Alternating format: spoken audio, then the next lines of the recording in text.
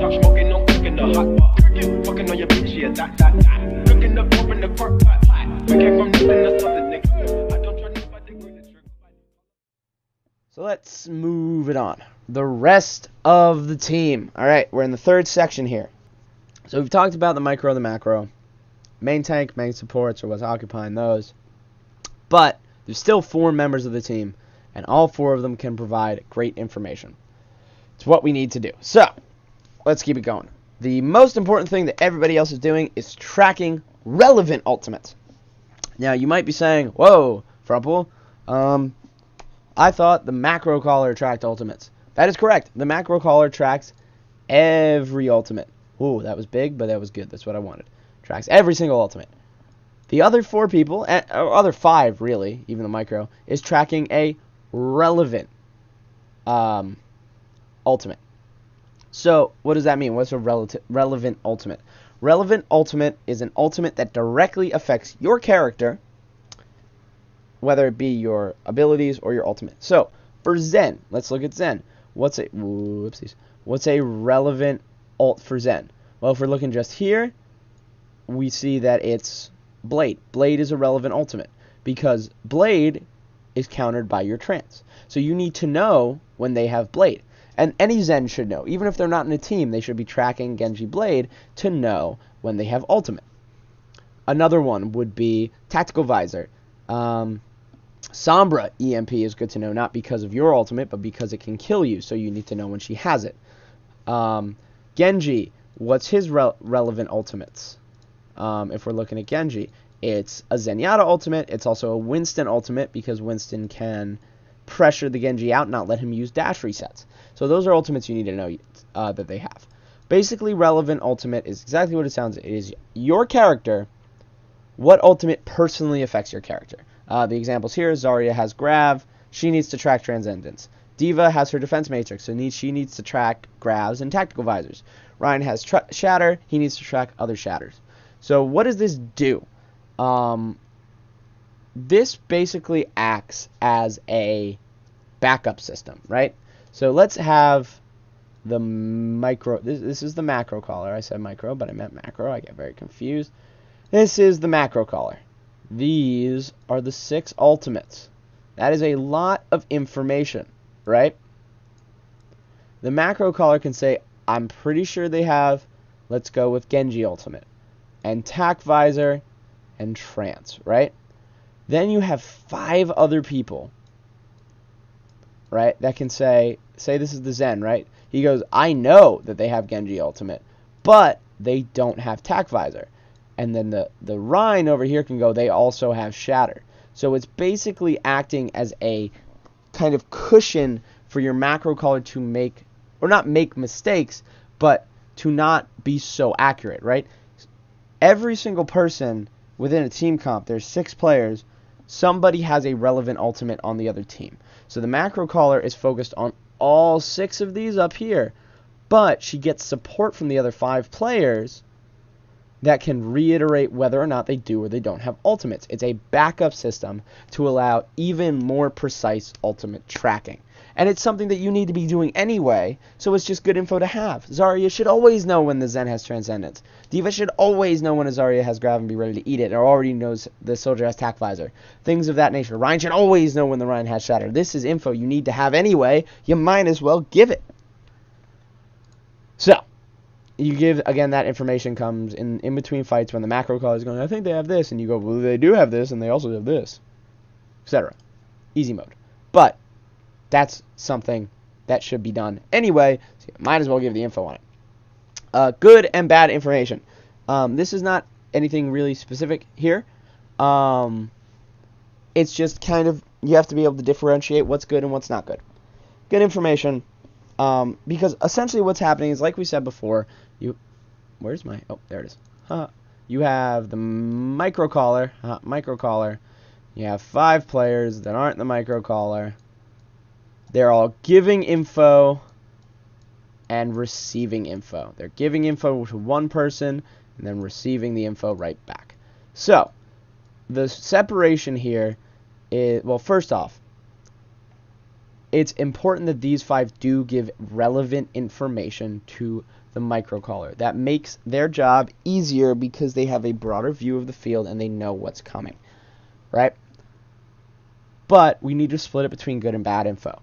Bad information, super irrelevant cooldowns, right? I don't have jump jets if you're not even in the fight. Or I don't have my rocket if you're soldier. Or Tracer going, I don't have blink. Nobody needs to know that. I mean, unless it's a specific scenario where it's like, you need to dive to Zen right now. I don't have blink. You know, something of that nature. Like, I don't know, what's an irrelevant ultimate? I don't have rockets as Diva. I already said rockets, but wow, there's a lot of rockets in this game.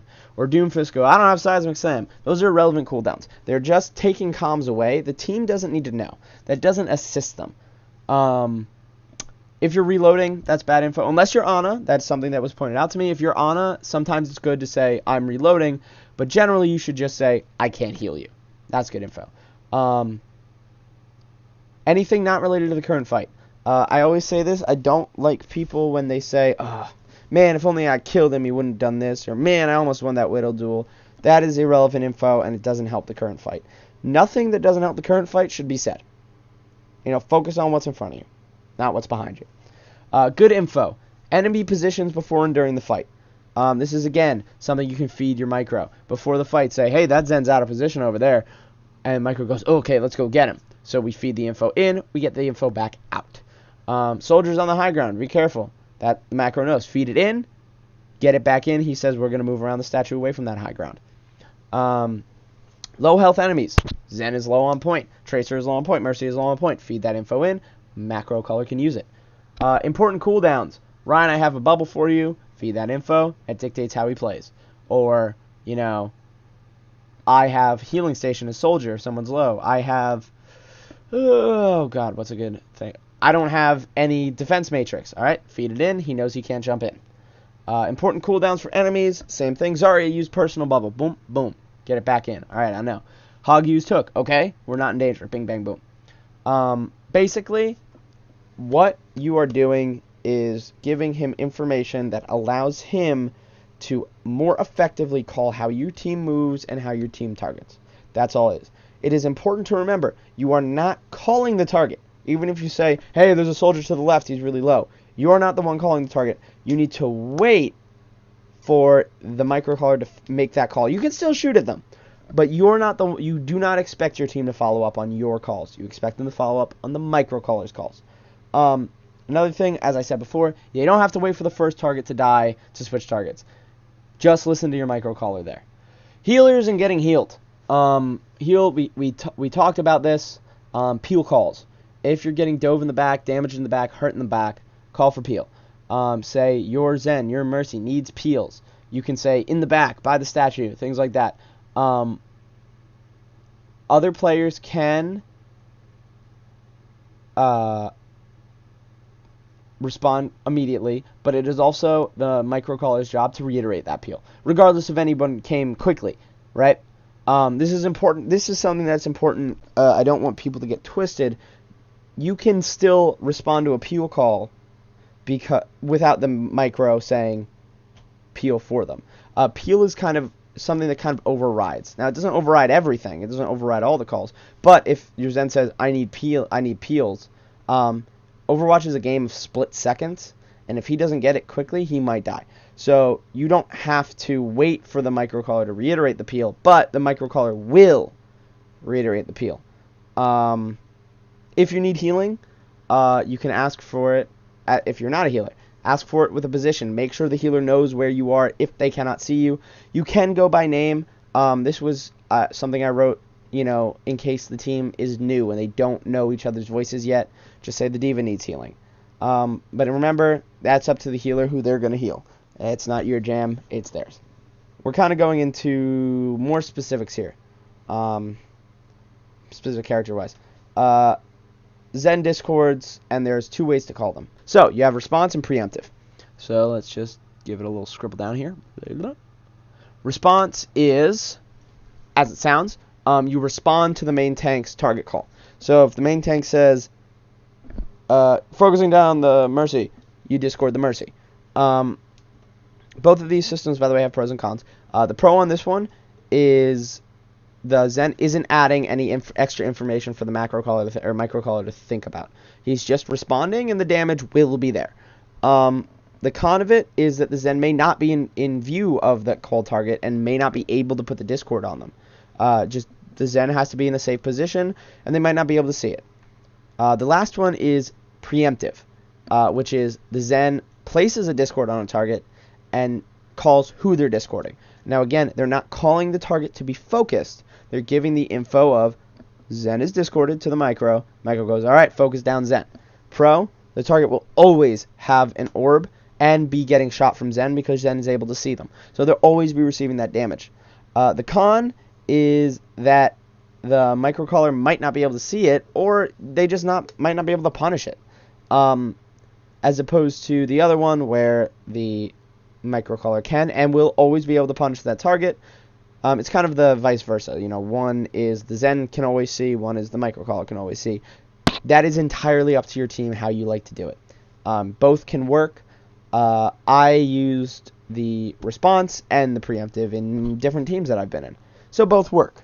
One is not better than the other. They just have pros and cons. Now, moving on to the off-tank. Off-tanks are very reliant on their abilities and which that they have and which that they don't have. And it's very important to let your main tank and your team know what you have. Zarya. Always tell people when your bubble is up and when you're going to bubble. Your bubble is really good for allowing Ryan and sometimes Winston to move in and do a ton of damage. Especially Winston. This was, during World Cup 2016. Winston Zarya was very good for the Korean team because what would happen is they would bubble the Winston would use that bubble and not put his down, get damage, and then put his bubble down so he had even more protection. You also need to let your DPS know when you have bubble, and they need to say, I have ultimate, so you can bubble and protect them, like with a Pharah, who's very vulnerable in the sky, but you can bubble and enable a very good ultimate. So it's very important to know when to communicate when you have your bubble up, your projected bubble up for your team. You can say, Ryan, I'm going to bubble you. Or Ryan says, do you have bubble? You go, yes, I do have bubble. It's important to be able to talk about that. Same, for Mercy if she's trying to get a res. It says it right there. Diva, same as Zarya, just with a little less range on it. You need to tell people when you have damage and boosters. Boosters for a dive or for a peel. More particularly dive. You don't really need to say, I have boosters in case you need peeling.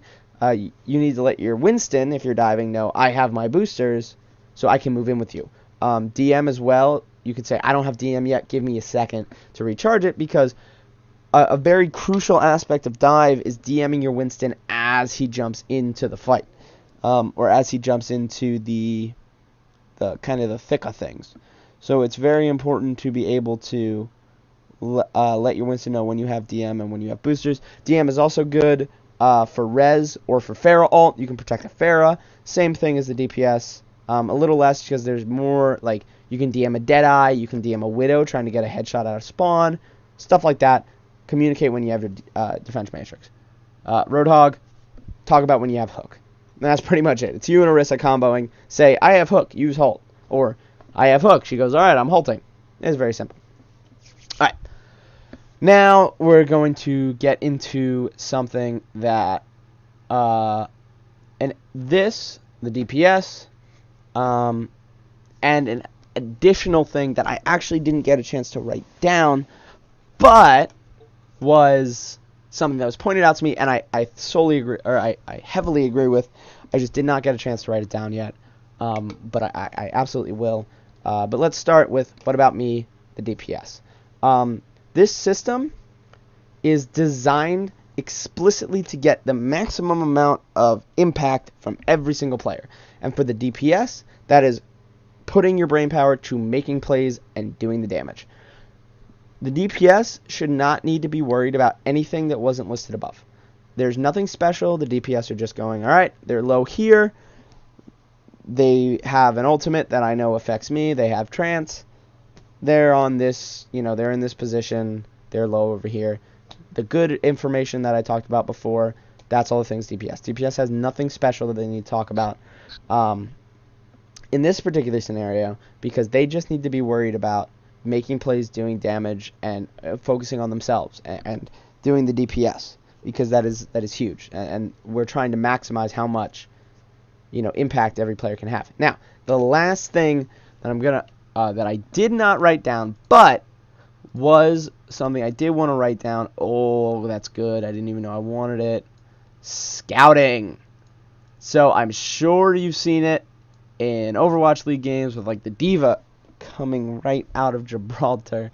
I didn't mean to do that. The D.Va coming right out of Gibraltar, seeing the enemy team. Scouting. Scouting is a huge part of Overwatch. Scouting is generally attributed to your very mobile players. D.Va, Tracer, Genji, even Widowmaker, anybody. What scouting is essentially just finding out where the enemy is and where they are positioned before the fight takes place, right? Tracer's in the back line. She kind of goes, she scouts a little. She looks like the Sombra can scout. They go, all right, they're on the high ground. It's kind of the same thing with just saying where they are, but a little extra, right? It's your job as a DPS to poke around and look around and see where the enemy team is situated, which informs the main tank and the main support of how they want to create a game plan. So, like, if we see here, right, let's look at this because we have it here. Your team is coming up this way. Oh, we'll just delete that here. Your team is coming up this way. You as Tracer come around here, go through that thing, and you go out here, right? And you look and you see that they're all stacked up over here, but their Zen is in the back right corner, right? You can go, hey, their Zen's kind of alone in that back right corner. The team goes, okay, we're going to move around here. We're going to jump the Zen. We're going to jump right here, cut him off from the team. Then we'll move from there, Tracer, you come and you pinch, right? That's scouting, and that's something that is very important to be able to do. As well as, like D.Va at the beginning of a fight, or before the match begins, you can see what they have. Like, if this was the first fight and you had no idea what they had, Tracer comes around this way, or Genji sees, all right, they have a Pharah, they have a Widow, they have a Zen. Scouting, that's just information that you're receiving, and that is useful information. So that is another job for the DPS. Now, again, that's something that a lot of DPS should already be doing. You shouldn't really devote any extra brain power to it. You should just be naturally scouting, but I thought it was important. Last little thing, always call your ultimates. When you are using your ultimate, tell people. Say, I'm using Blade right now. Because it just, again, it keeps your team on the same page. Your whole team knows when you're using your ultimate. Your whole team knows what's going on, how the fight is going, etc., etc. Last thing I wanted to add, while I did say in my original example, like, okay, Genji, we're going to use your Blade at the beginning of the fight, a game plan can consist of, okay, this fight we want to use Blade, but it is not the micro-caller's job to say when to use it. The general consensus is that if you're playing the hero, you know the hero better than the rest of your team.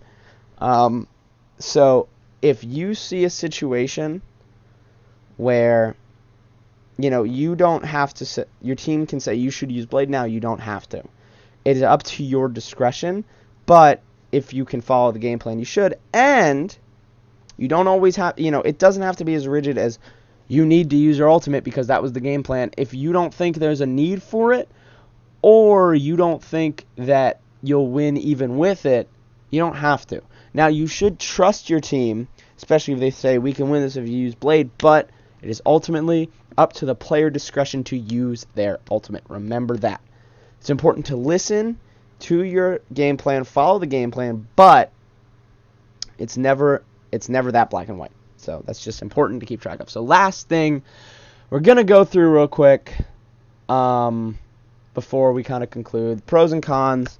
They're all right here. Easy to read, easy to see. Nothing special. Pros, it's very effective. You're never on the back foot. You always have your information. DPS can play really well. You can peel effectively. Very streamlined and very cohesive. The problems with it is in-depth, and does take time, and it does take a lot of effort to learn it. It also requires very, very specific players. Your main tank and your main support need to be vocal. Your main support needs to be good, or at least willing to practice tracking ultimates. The two players it's very heavy burden on them, as they are the brunt. They bear the load of the shot calling. Now, often one or two will bear the load of it, but that's just the nature of the beast. The main tank being really blamed for the losses. It's not really fair, but it is something that can happen if your main tank is somebody who kind of gets, is hard on themselves, such like that. It requires a lot of teamwork, and the last one, not really, but it's more suited to dive, or at least was created for dive in mind, rather than death ball, but it does work in death ball. That's pretty much it. On the conclusion side, it's really, it won't work for everyone. It's not everybody's bread and butter. It doesn't work for everyone. They may switch things around. You may change things. You may add things, take things out, etc., etc. But what I wanted to do was create a jumping off point. I wanted to have kind of like that, okay, this is kind of a good starting point for teams who really don't know where to start. Communication is not something that's, at least high-level team communication is not something that's tutorials or posted about often or talked about often besides very high-level teams. And a lot of lower-level teams might not have a good base for what they should be doing. So I wanted to create this and create that base for teams that feel that isn't there.